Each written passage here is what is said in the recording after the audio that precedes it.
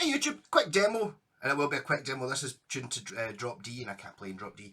This is an EVH standard. You'll probably give it a bit of a wipe. Oh, you can't see it. Actually, 2 seconds. Right. Show you my armpit for a couple of seconds. You can maybe now see it. There's an EVH Wolfgang standard. Maple neck, maple cap neck, something I was talking about the other day. It's actually got a Fender logo on the back of it, which I hadn't noticed until right now, made in Indonesia. So, EVH are made by Fender. There you go. Yeah, so, not so bad in this colour. I've had a real thing about these guitars being the ugliest thing you can get. See the ones that have got like binding on them and a really quilty top, white pickups? One of the ugliest guitars ever made. I've kind of got used to this one a little bit. Just being a little bit understated. So we've got a Floyd Rose on it, an EVH branded Floyd Rose Special. So it says EVH Floyd Rose Special. It doesn't say anything about being licensed, so it's actually a Floyd Rose then. Pickups are unknown. It's got jazz bass knobs, which I assume are original 3-way pickup selector, which goes the right way. I had one of these before, and the pickup selector was upside down. And I asked the guy who I was fixing it for, do you know the pickup selector's upside down? He's like, that's the way Eddie Van Halen has it, so this one kind of isn't upside down, but I think to do that you literally undo that finger type thing, spin it around. Pretty easy. That'd be you hitting the D string. It's bridge pickup, neck pickup.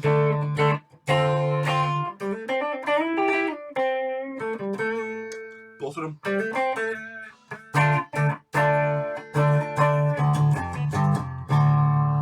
Not good at that. So, Joyo US Dream pedal, playing through my wee lady like PC15.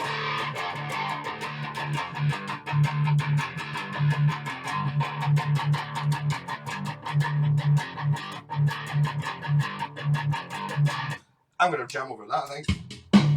A bit faster than that.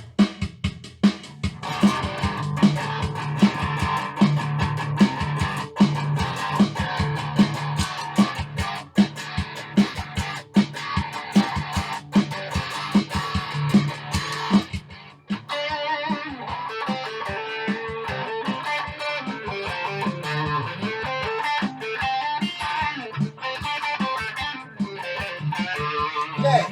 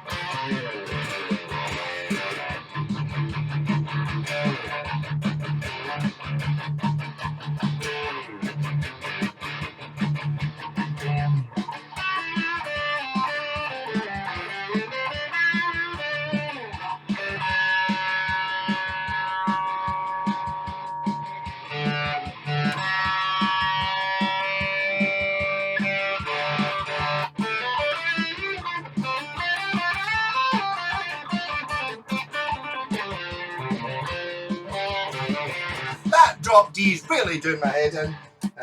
I can't do it.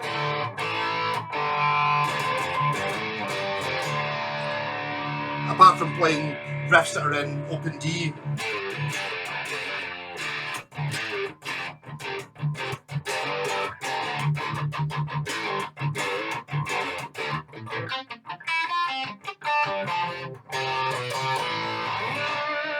Yeah, so this is a really short video. Actually, I wasn't intending on doing really short videos, but there we go. So, really nice neck on this. It's kind of like I suppose these used to be sort of made by Music Master, didn't they? It's kind of like an early ball Music Master feeling neck. Also very similar to quite a lot of the West tones I've got, which have a similar, which feel like Music Masters. The guitar seems quite short because the headstock's quite small. Yeah, so this is the famous bottle opener style headstock, which actually I've got. You can't see it just now, but I've gone one better. But it's kind of inspired me to get the Eddie Van Halen Buckycaster, which I'm going to do a video for this afternoon. Yes, also Ian asked me to put the strings in the wrong way round, which it kind of gives you locking tuners because you know the locking tuners aren't to stop it going out of tune, they're to stop the strings when they're wound round stretching. So these strings, if you look at them, they aren't actually, they don't even go round the whole way. So that's kind of like having locking tuners, but in saying that, you've got a clamp here anyway, so what would really be the point in having locking tuners?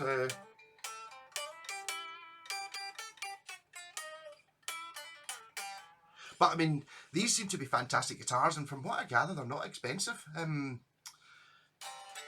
Both the ones I've had, the guys, the two different vocals told me how much they were, and it's like, it seems pretty reasonable for, you know, like, no, you're not quite at super budget range, but you're basically what you would call nowadays.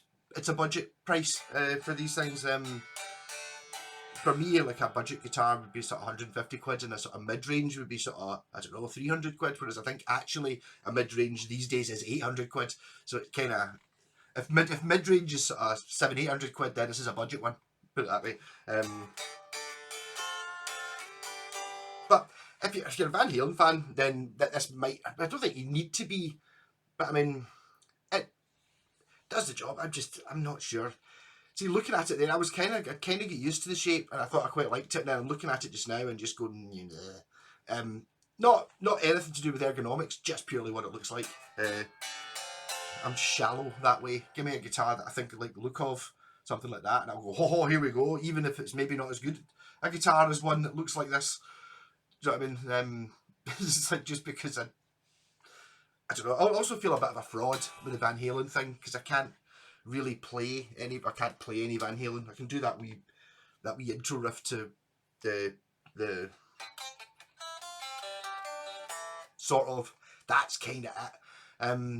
Not really my thing. I kind of like more old pre Van Halen music, you know, more your Sabbath and stuff like that. Yeah, so fun guitar. These, if you like the look of it, then I can't have any problems with the quality. I suppose being Fender made in Indonesia, you're really looking at it as a Squire, isn't it? Pretty much. So you kind of know what you're getting there. So it's like, although you're kind of going out, you're branching out by going for a brand. You know, like an EVH being a brand, it's not like Gibson or Fender or anything like that, but it's actually a Squire, which is a brand. And it's actually, I know it doesn't look it. It's not entirely un-Telecastery somehow. I was playing a Telecaster earlier on this morning, and there's something Telecastery about it, whether it's the position of where the neck sits in relation to this horn or something makes it feel a bit Telecastery. The neck, it's not a tele neck, but it's not miles away.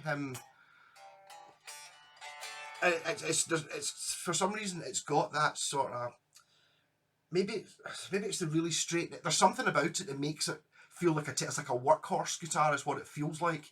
It doesn't feel like, you know, one of your luxury fancy things. It just feels like it's a tool to do a job, and that's why Eddie Van Halen designed it this way.